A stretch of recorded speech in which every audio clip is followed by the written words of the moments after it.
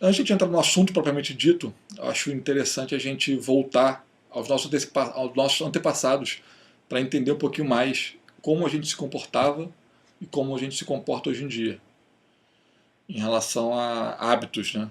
Nos nossos antepassados, eles construíam a própria casa, preparavam os próprios alimentos, caçavam os próprios alimentos, para se comunicar com, né, membros de sua tribo, ele tinha que se deslocar até essa pessoa para se comunicar com ela da forma que eles se comunicavam à época.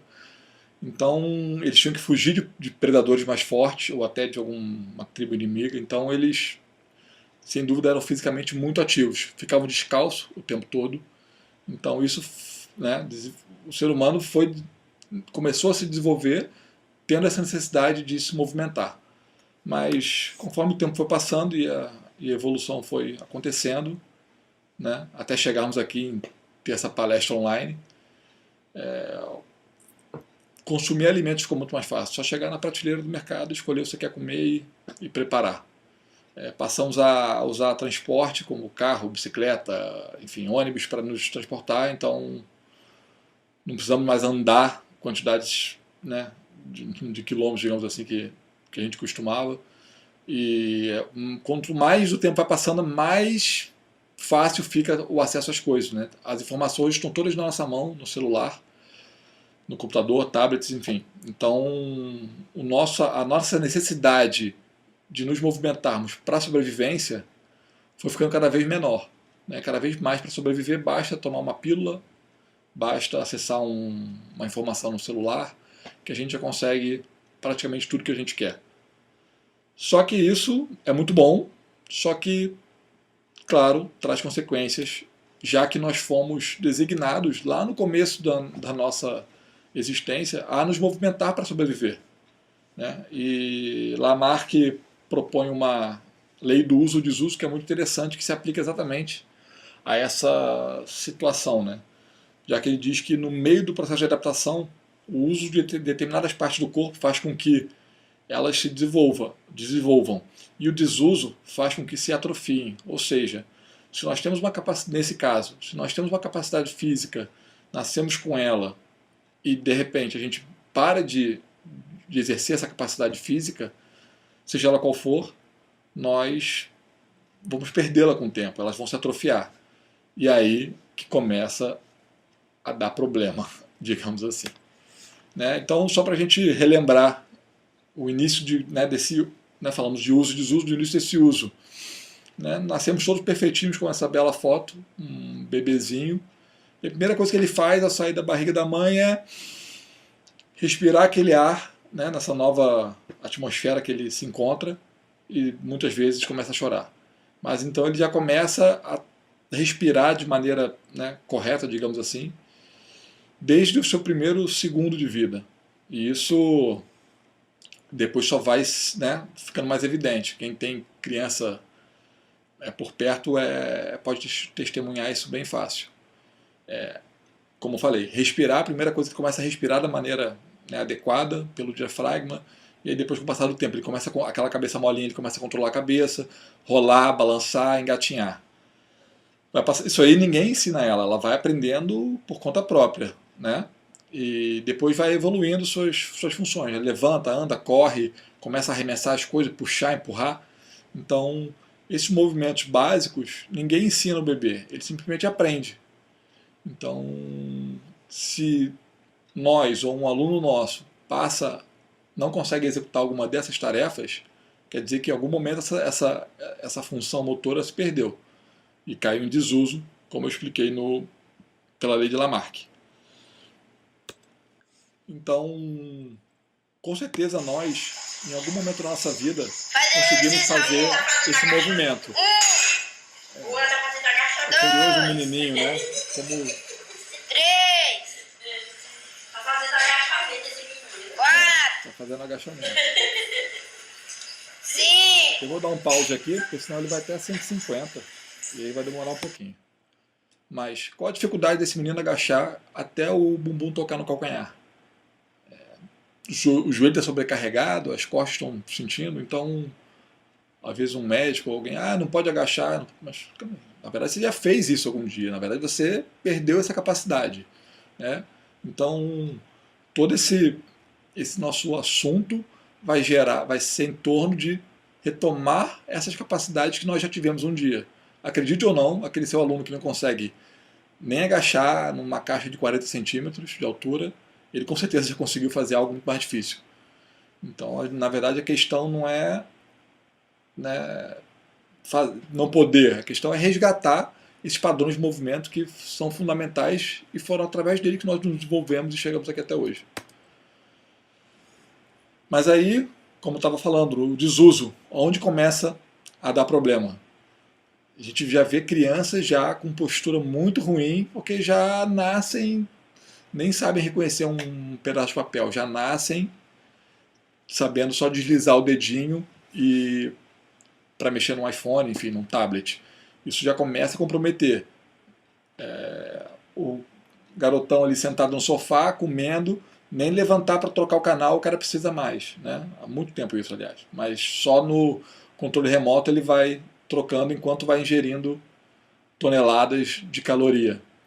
O hábito de dirigir, que é muito bom, é fundamental, mas né, facilita o nosso acesso de um lado para o outro e com certeza nos faz caminhar menos do que nossos antepassados costumavam fazer. E aqui talvez um dos mais comuns e dos mais perigosos é o de ficar sentado de maneira geral, mas nesse caso na frente do computador. Porque quando um sujeito, né, nossos alunos trabalham no computador, eles ficam 8, 10 horas sentados numa postura, se não assim, muito parecida. Né? Então esse desuso começa a causar muitos dos problemas. E aí, para entender um pouquinho, né, melhor de como esse uso e desuso, né, a gente tem esse modelo de tensegridade que explica muito bem como nos mantemos eretos, como a nossa postura vai se adaptando de acordo com nossos hábitos, né, com esses hábitos que a gente deixou de ter com a evolução. Esse modelo de tensegridade ele propõe, ele explica na verdade que nossos ossos eles não são empilhados um em cima do outro como uma casa e seus tijolos e por aí vai. Nossos ossos não foram feitos para ter contato um com o outro, aquele esqueleto que a gente viu na faculdade, aquele esqueleto bonitinho lá todo em pé, ele só se mantém em pé, nos faz ficar ereto, por uma rede que é a fáscia, né, que conecta todos esses, que deixa tudo junto e mantém esse corpo ereto. Então, isso faz com que o nosso corpo fique em pé e começa a dar o sentido do porquê do treinamento integrado, né? Porque quando uma parte do corpo se movimenta, o corpo responde como um todo, né? Então, funcionalmente, é a fáscia muscular que conecta todos esses pontos. O que vai desconstruir justamente aquela abordagem de bodybuilding, de músculo localizado, fazer exercício localizado para um músculo específico, ou então na recuperação de alguma lesão, fazer o trabalho específico daquela musculatura. O corpo não entende, não funciona de forma isolada, né? Quando você vai mexer um músculo sequer, o corpo todo vai ter uma reação. E um modelo bem bacana para mostrar isso é justamente isso que eu estou na mão aqui, esse brinquedinho.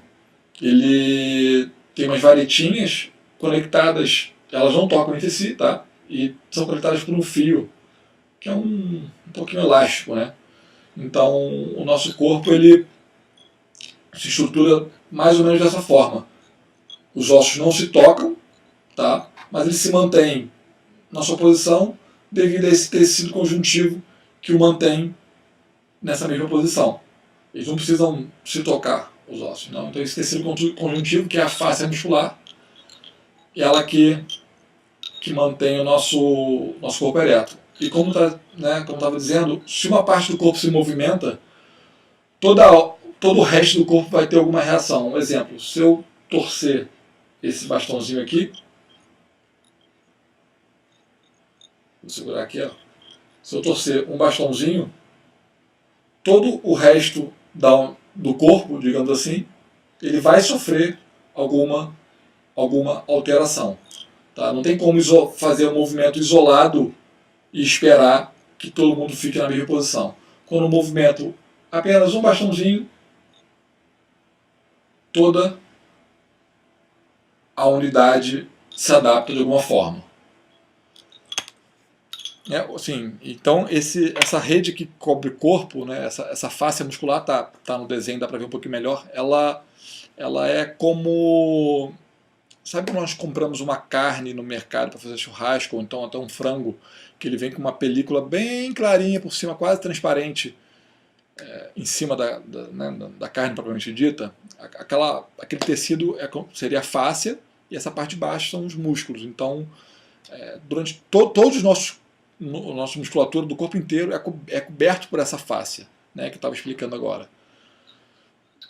E essa fáscia, né, diferente o músculo é elástico e a fáscia é plástica.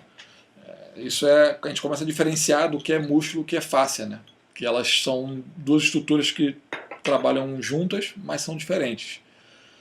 A fáscia é essa parte plástica que eu estava explicando para vocês, que envolve uma carne, que envolve, né, os músculos do boi, digamos assim, mas são os nossos músculos também. E essa fáscia, ela...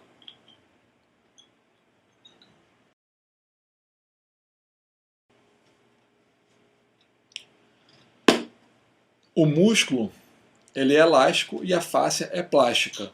Tá? Quando a gente contrai, alonga um músculo, logo ele quer se voltar para a sua posição original. A fáscia, ela é plástica, como eu disse. Então, se a gente aplica uma tensão, um estiramento lento nele, ou seja, se nós ficamos nessa postura desse rapaz sentado no computador por um tempo prolongado, ela vai se adaptando e tomando essa nova forma. Então essa película que fica sobre a carne, né, que é a nossa fáscia, que é igual a do boi, ela passa por um tempo prolongado numa mesma posição, ela vai se moldando àquela posição.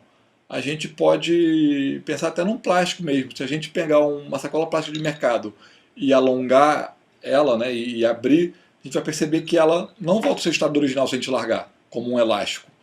Então a nossa face, ela vai fazendo, né, vai tomando essa forma. E ela é fundamental para o nosso sistema locomotor, né? Ela vai dar suporte para que nossa conexão neural, nosso padrão de movimento seja aplicado de forma eficiente. Tá? E aí, entendendo um pouquinho como funciona essa face e como funciona o músculo, a gente vai começar a entender quais são os problemas que dão nessa fáscia e que é o porquê da gente estar falando sobre esse assunto. Tá? São os pontos gatilhos, que são uma pequena parte desse músculo que vai agir diferente da restante, né, da restante parte do músculo. Então, ela vem muitas vezes por compensações musculares e articulares, vem por lesões anteriores, e mais comum é vir por problemas posturais. Então, todos aqueles hábitos que a gente vem adquirindo, né, de dirigir, de ficar sentado à frente do computador, vem fazendo com que nossa face muscular venha se adaptando e nos colocando numa postura inadequada e nos mantendo nessa postura inadequada, sendo a fonte de diversos problemas, não só músculo-articulares, como também muitas vezes como obesidade, problemas no metabolismo, problemas arteriais, enfim, problemas cardíacos, entre outros. Tá? E o que acontece? Essa camada fininha, que é a fáscia, o músculo desliza sobre ela, tá? No momento de contrair e relaxar. Com essas situações que acontecem de, né, problemas posturais e compensações articulares, aquela fáscia começa a aderir ao músculo e criar esses pontos gatilhos, que vão comprometer a postura e comprometer nossos padrões de movimento. Então, ao acumular esse ponto gatilho, acumula toxina, quando a gente pressiona dói, né? E como estava falando aqui, só causa problema. Tá? Então, isso é algo que realmente a gente quer se livrar desses pontos gatilhos para uma vida mais saudável, não só para rendimento, mas para uma vida mais saudável. E para entender um pouquinho melhor como esses pontos gatilhos funcionam, a gente vai voltar aqui ao nosso brinquedinho. Tá? Eu vou imaginar que eu tenho um ponto gatilho aqui, que a gente chama de nódulo, mas que muitas vezes funciona como um nó mesmo. Se a gente pegar essa parte aqui e aplicar a tensão de um ponto gatilho, né, que é essa parte do músculo agindo diferente das demais, vocês vão perceber que a estrutura se altera. O que eram dois bastões paralelos já não são tão paralelos e vai refletir no corpo inteiro. Então um nódulo, muitas vezes, no nosso trapézio pode refletir no nosso quadril e vice-versa. Então é algo realmente que a gente quer se livrar para a vida, né? Então, como eu estava explicando, eles vão ter duas formas de funcionamento, esses pontos gatilhos. Uma que vão deixar a gente travado, encurtado, e a outra que vai deixar a gente travado, alongado. Vocês vão ver um pouquinho melhor no slide seguinte, mas se um lado está contraído com esse nódulo, com certeza o outro, para compensar, ele vai ficar mais alongado. A gente pode ver bem aqui, ó. Eu vou contrair mais esse aqui, como o outro vai ficar mais alongado. Contrair esse desse lado, o outro lado vai ficar mais alongado. Ambos estão com nódulos, só que um travado, encurtado, né, tensionado concentricamente, e o outro travado, alongado. E esse tipo de nódulo vai deixar nosso músculo fadigado, né, desnutrido, porque a circulação sanguínea não funciona da mesma forma, então, ou seja, o nutriente que está correndo pelo nosso sangue, aquele whey protein que você está tomando, aquela dieta ótima que você está fazendo, não vai chegar dentro das células musculares da mesma forma. Isso vai fazer com que a função da musculatura fique reduzida, que seus padrões de movimento fiquem comprometidos. Né? Vai acumular toxina, a gente vai pressionar esse nódulo, ele vai doer. Né? E o colágeno, né, que vai deixar aquela estrutura com um tônus muscular interessante, né, que é o colágeno, essa proteína, ela fica em menor quantidade por conta de todas as razões que eu tenho explicado. Então, é até uma explicação que muitas vezes convence as mulheres, é justamente, né, que tem um nódulo, mas o nódulo, ele vai diminuir a quantidade de colágeno naquele local. Aí já acende uma luzinha vermelha. Tá? Aí explicando sobre o que é esse travado alongado e esse travado encurtado, para a gente começar a entender como funciona essa balança. A gente, né, para todo músculo agonista existe um antagonista. Então, quando a gente tem essa balança desequilibrada, alguma coisa vai acontecer. Tem esses exemplos claros que estão aqui na nossa frente, que são dessa balança, né? A gente poderia dizer que desse quadrinho azul, que esses bonequinhos, o mais para baixo seria talvez o travado encurtado, né, na concêntrica, e o outro travado alongado. Independente do quadrinho que você mais gosta, esse é um padrão que é bem complicador. Vai gerar lesão, falta de eficiência mecânica, o metabolismo certamente vai piorar e por aí vai. E o que vai acontecer? Ambos são pontos onde você pressionar vai doer. Então, muitas vezes a gente diz, posterior é encurtada, posterior, eu tenho encurtamento da posterior. Eu tenho hipelordose, tenho encurtamento da posterior.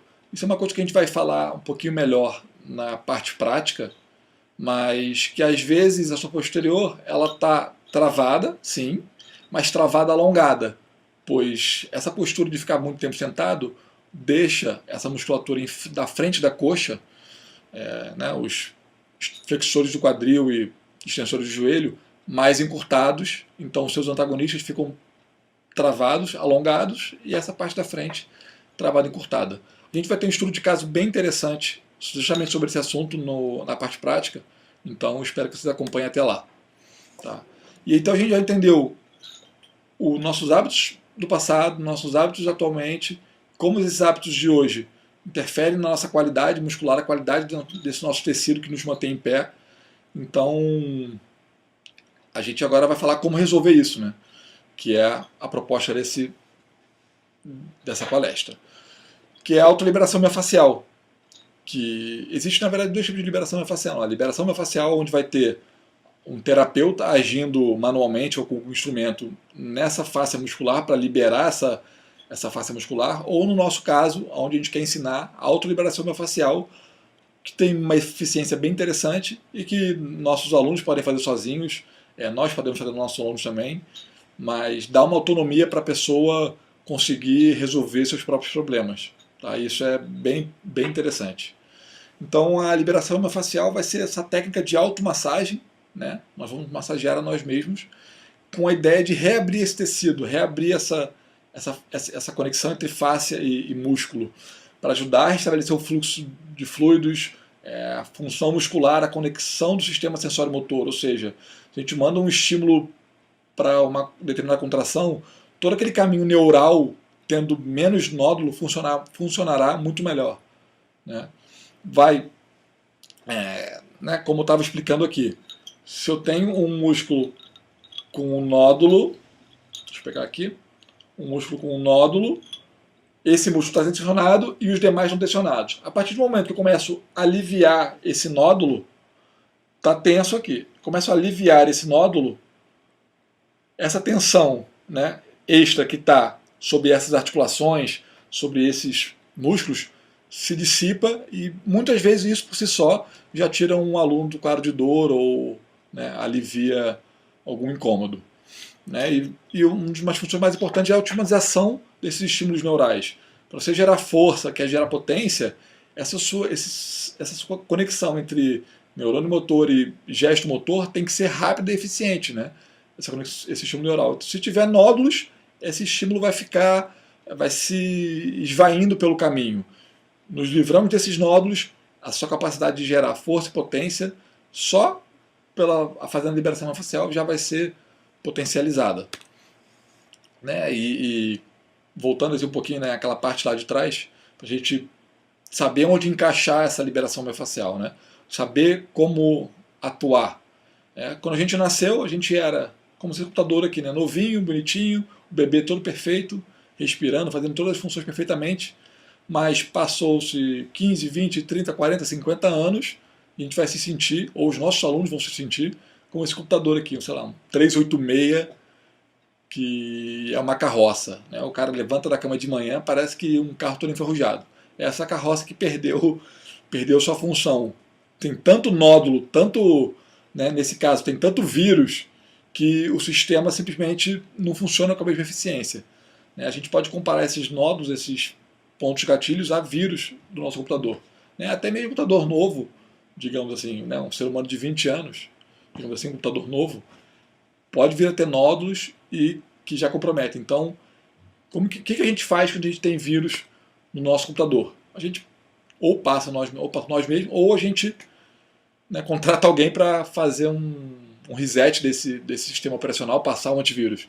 Então, a liberação miofascial pode ser e deve ser encarada como o princípio desse antivírus, né? Começar a retirar esses nódulos, começar a tirar esses vírus que tanto atrapalham nosso desenvolvimento motor e nossas funções motoras. Né? Então, aqui a gente pode ver alguns materiais como o stick, os rolos, bolinhas, que são o antivírus, né? São o primeiro passo para a gente identificar onde estão esses nódulos e começar a minimizar a ação deles. E aí a gente vai retirar, o processo é identificar o vírus, retirar esse vírus, para então inserir novos softwares onde a gente faça padrões de movimentos adequados e que faça disso um novo padrão de comportamento, né, para quebrar essa rotina nossa, que não tem como. Nós vamos nos sentar para as refeições, nós vamos sentar para ir para o trabalho, no sentido de ônibus ou de carro. Muitos dos nossos alunos, ou nós mesmos, vão passar muito tempo sentados no computador, então isso não tem como mudar muito. Né? A gente pode fazer algumas intervenções, minimizar, o cara treinar mais vezes por semana, mas esse hábito de ficar sentado ele vai continuar presente. Então a gente tem que constantemente passar esse antivírus e é a nossa função começar a fazer esses resets, né? Começar a instalar novos softwares. E aqui tem uma foto de um esqueletinho bonitinho com isso em laranja que representa o diafragma, né? Que é nosso principal músculo respiratório e é uma das principais funções que a gente perde no dia a dia, né? A gente pode até fazer um teste agora, sentado mesmo ou até em pé, colocando uma mão no peito e uma mão bem em cima do umbigo. E vamos respirar fundo.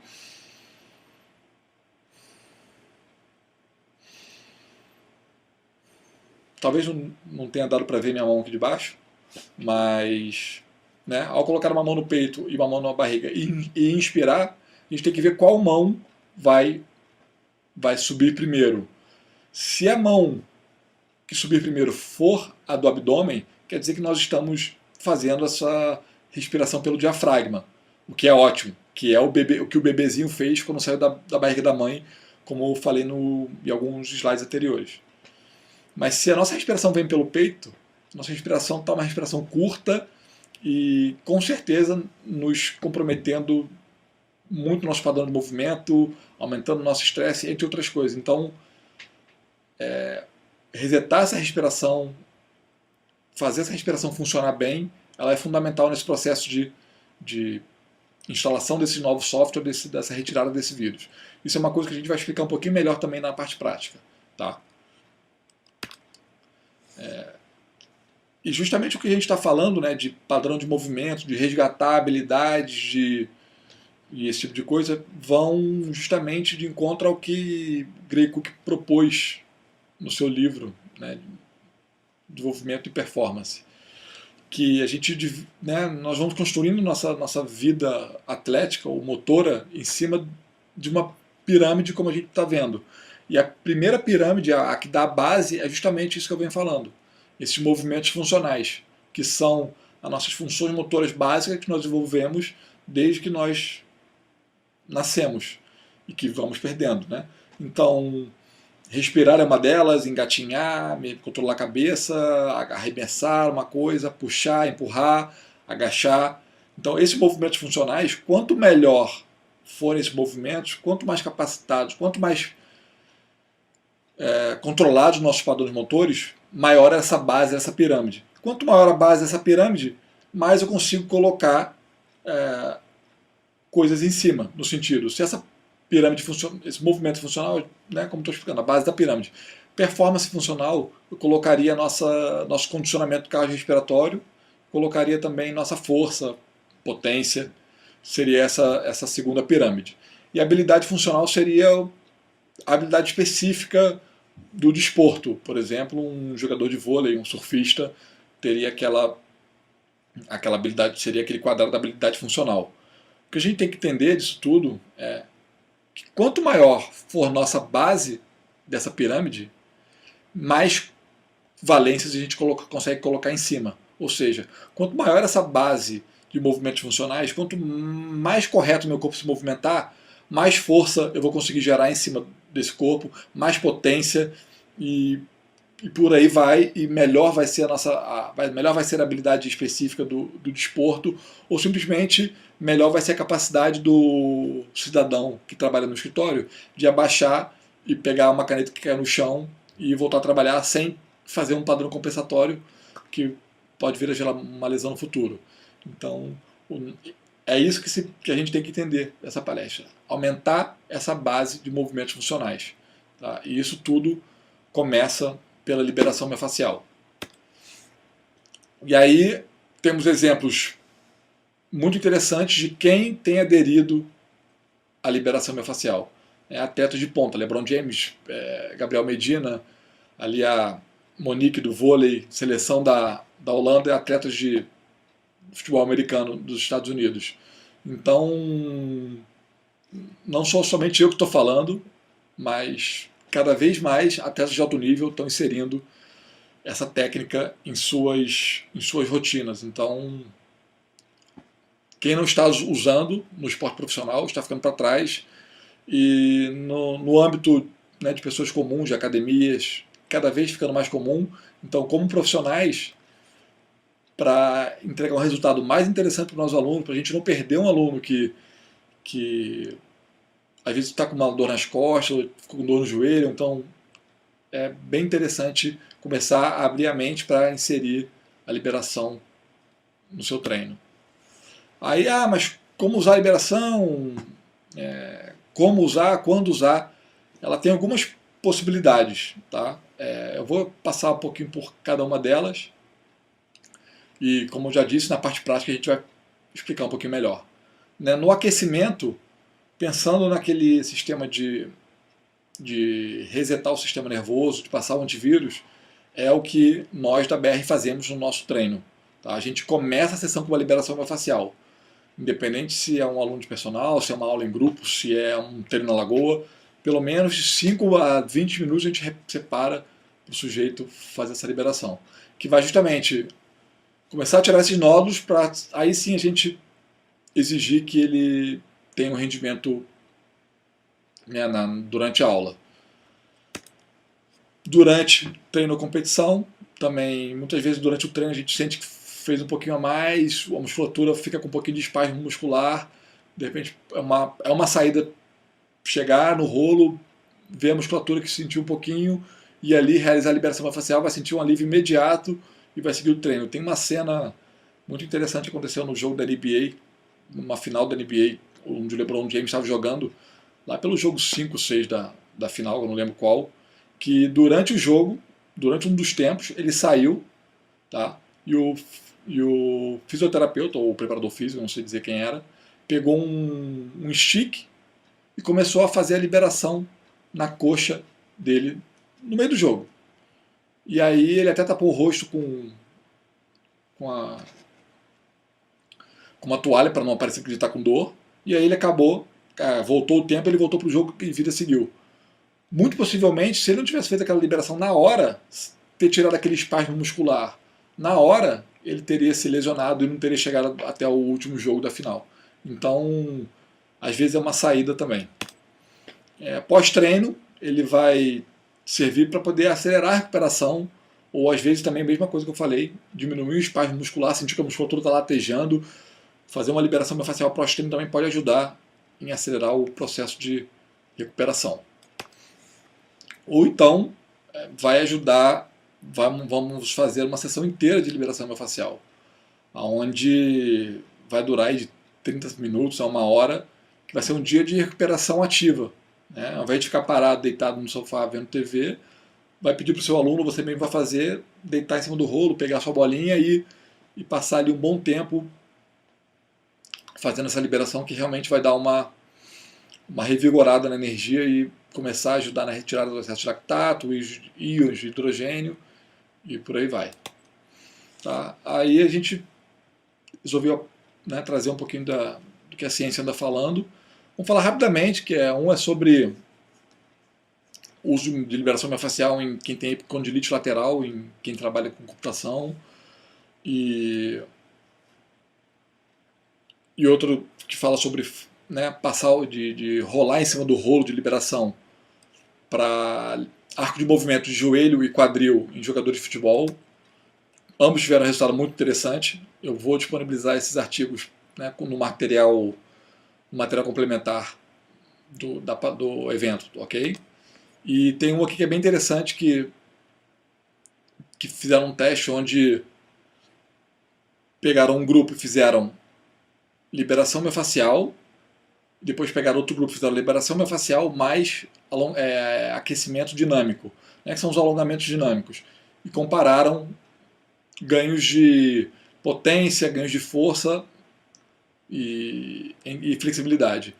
Então eles chegaram à conclusão que quem fez liberação miofascial mais aquecimento ativo conseguiu melhorar a potência, melhorar a força e flexibilidade. É bem interessante isso. E o que vai acabar sustentando a nossa teoria de realizar a liberação miofascial, né, antes de começar o aquecimento. Aqui é a bibliografia, de onde a gente tira nossas ideias e nossas inspirações. Tá? Aqui nossos contatos, nosso YouTube, Instagram, contato telefônico, Snapchat, e-mail, Facebook, nosso site. Tá? Agora espero vocês para continuidade na parte prática. Tá bom? Nos vemos em breve. Até já.